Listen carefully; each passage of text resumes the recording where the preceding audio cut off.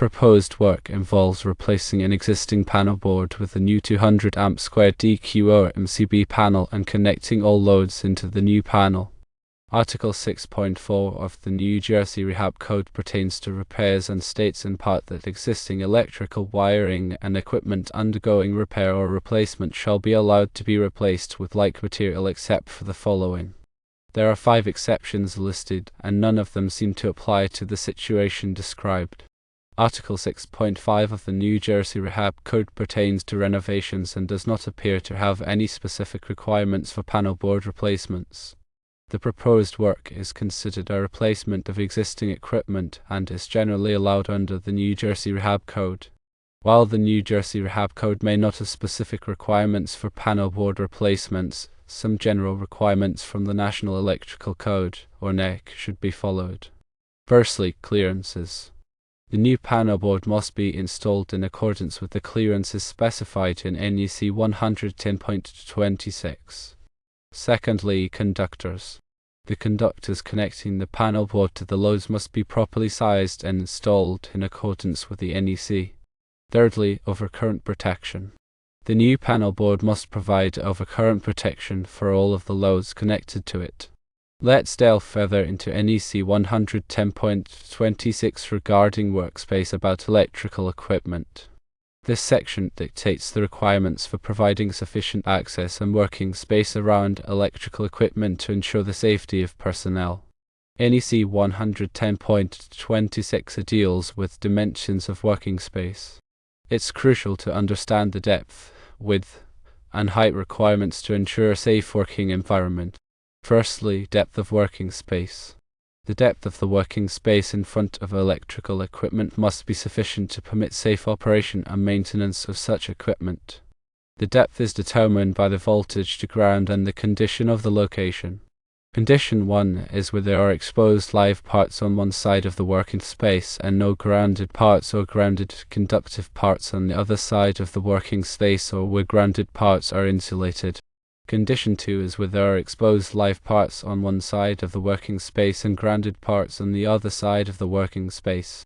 Concrete, brick, or tile walls are considered grounded. Condition 3 is where there are exposed live parts on both sides of the working space. The NEC provides tables such as Table 110.26A to specify the minimum clear distances for different voltage levels and conditions.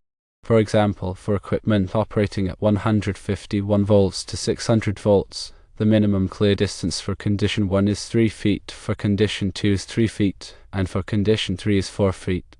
Secondly, width of working space. The width of the working space in front of electrical equipment must be the width of the equipment, or 30 inches, whichever is greater. This ensures that there is enough room for personnel to safely work on the equipment. It is also important that all doors or hinged panels on electrical equipment are able to open at least 90 degrees. Thirdly, height of working space. The height of a working space must be at least 6.5 feet, or the height of the equipment, whichever is greater. This provides adequate headroom for personnel working on the equipment. NEC 110.26b addresses access and egress. It states that sufficient access and working space must be provided and maintained about all electrical equipment to permit ready and safe operation and maintenance of such equipment. Firstly, access. Access to working space must be provided and maintained. This means that there should be a clear and unobstructed path to the working space. Secondly, egress. At least one entrance of sufficient area must be provided to give access to the working space about electrical equipment. For equipment rated 1200 amps or more and over 6 feet wide, there must be an entrance at each end of the working space. NEC 110.26c covers entrance to working space. For equipment rated 1200 amps or more and over 6 feet wide, the entrance to the working space must be at least 24 inches wide and 6.5 feet high. NEC 110.26d talks about illumination.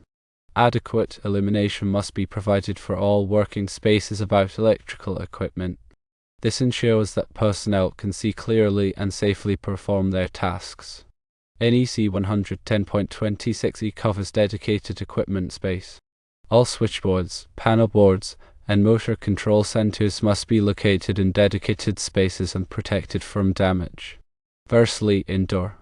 Indoor electrical equipment must be protected from damage.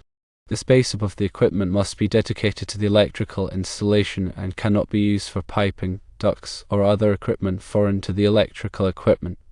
This dedicated space extends to a height of 6 feet above the equipment or to the structural ceiling, whichever is lower. Secondly, outdoor.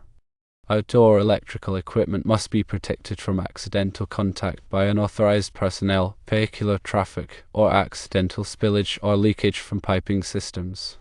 NEC 110.26F discusses headroom. The minimum headroom for working space is about service equipment, switchboards, panelboards, or motor control centers is 6.5 feet. The NEC also provides exceptions to these requirements in specific circumstances. Understanding and adhering to these requirements is essential for ensuring the safety of personnel working on any electrical equipment. Failure to comply with these requirements can result in electrical shock, arc flash, and other serious injuries. Let's discuss conductor sizing according to the National Electrical Code. Proper conductor sizing is crucial for ensuring the safe and efficient operation of electrical systems. Using conductors that are too small can lead to overheating, voltage drop, and even fires, while using conductors that are too large can be unnecessarily expensive. Here's a breakdown of the key considerations and steps involved in conductor sizing. Firstly, ampacity. Ampacity is the maximum current, in amps, that a conductor can carry continuously under specific conditions of use without exceeding its temperature rating. The NEC provides ampacity tables such as Table 310.15b16, which lists the ampacities of different types of conductors based on their insulation type and temperature rating. These tables assume that the conductors are installed in a specific manner, such as in a raceway or cable, and that the ambient temperature is within a certain range. Secondly, ambient temperature correction. The ampacity tables in the NEC are based on a specific ambient temperature, typically 30 degrees Celsius or 86 degrees Fahrenheit. If the actual ambient temperature is higher than this, the conductor's ampacity must be derated using correction factors provided in the NEC. These correction factors are based on the conductor's insulation type and temperature rating. Thirdly, adjustment factors for number of conductors. When multiple current-carrying conductors are installed in the same raceway, cable, or enclosure, the heat generated by each conductor can raise the temperature of the other conductors, reducing their ampacity. To account for this, the NEC requires that the ampacity of each conductor be adjusted using adjustment factors provided in Table 310.15 current. These adjustment factors are based on the number of current-carrying conductors in the raceway, cable, or enclosure. Fourthly, voltage drop. Voltage drop is the decrease in voltage that occurs along a conductor due to its resistance. Excessive voltage drop can cause equipment to malfunction or operate inefficiently. The NEC recommends that voltage drop should not exceed 3% for branch circuits and 5% for feeders. To calculate voltage drop, use Ohm's law, which is voltage drop equals current times resistance. The resistance of the conductor can be obtained from tables in the NEC, such as Chapter 9, Table 8. Fifthly, overcurrent protection. The overcurrent protection device, such as a circuit breaker or fuse, must be sized to protect the conductor from overloads and short circuits. The NEC specifies that the overcurrent protection device must not exceed the conductor's ampacity unless certain exceptions apply. One common exception is that if the conductor's ampacity does not correspond to a standard overcurrent protection size, the next highest standard size can be used, provided that the overcurrent protection device does not exceed 800 amps and the conductor is not part of a multi-outlet branch circuit. Sixthly, termination temperature. The terminals of electrical equipment, such as circuit breakers, switches, and receptacles, are typically rated for a specific temperature, such as 60 degrees Celsius or 75 degrees Celsius.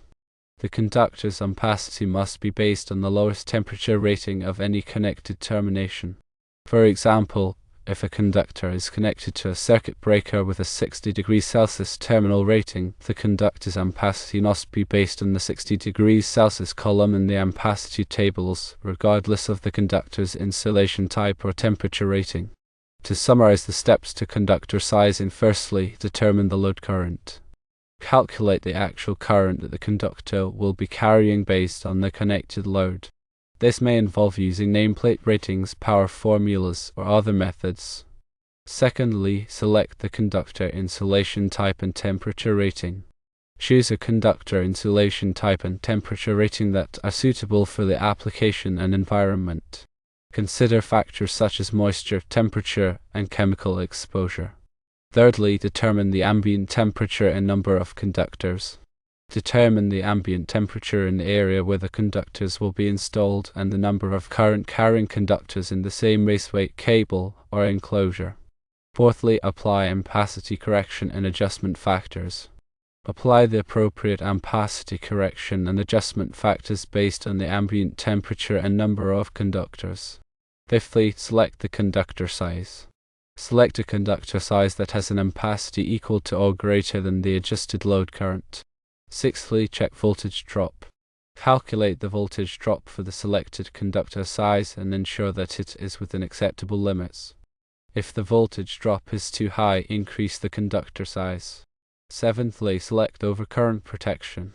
Select an overcurrent protection device that is sized to protect the conductor from overloads and short circuits. Eighthly, verify termination temperature. Verify that the conductor's ampacity is based on the lowest temperature rating of any connected termination.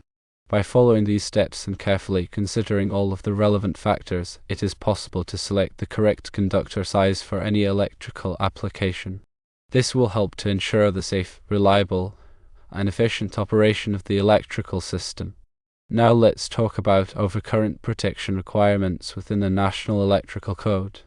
Overcurrent protection is a critical safety feature in electrical systems, designed to protect conductors and equipment from excessive current that can cause overheating, damage, or even fires.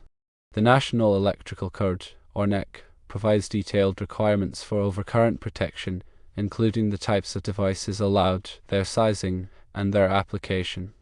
Overcurrent protection devices include circuit breakers and fuses. Circuit breakers are electromechanical devices that automatically interrupt the flow of current when an overload or short circuit is detected. Fuses are one-time devices that contain a fusible link that melts and breaks the circuit when an overcurrent occurs. The NEC specifies that overcurrent protection devices must be readily accessible and located where they will protect the conductors they supply. This means that the overcurrent protection device should be placed at the point where the conductor receives its supply.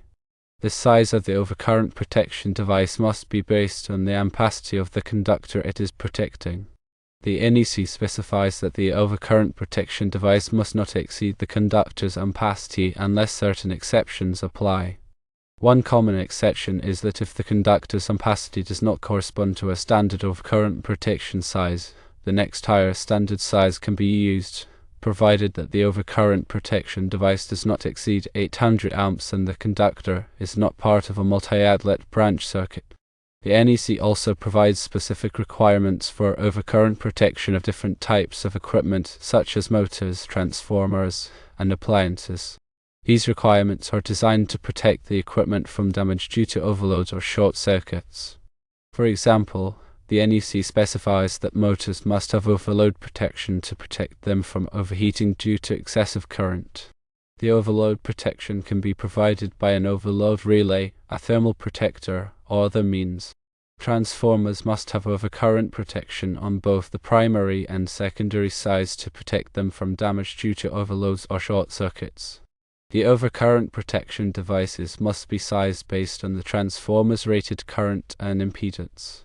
Appliances must have overcurrent protection to protect them from damage due to overloads or short circuits. The overcurrent protection can be provided by a circuit breaker, a fuse, or other means.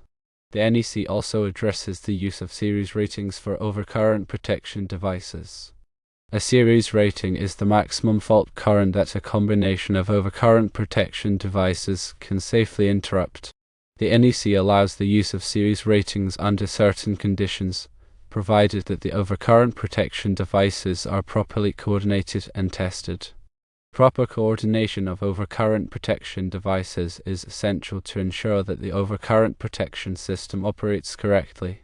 Coordination means that the overcurrent protection devices are sized and selected so that the device closest to the fault will trip first, minimizing the extent of the outage. The NEC provides guidance on how to coordinate overcurrent protection devices. In summary, overcurrent protection is a critical safety feature in electrical systems, designed to protect conductors and equipment from excessive current. The NEC provides detailed requirements for overcurrent protection, including the types of devices allowed, their sizing, and their application. By following these requirements, it is possible to ensure that electrical systems are properly protected from overcurrents, minimizing the risk of overheating, damage, and fires.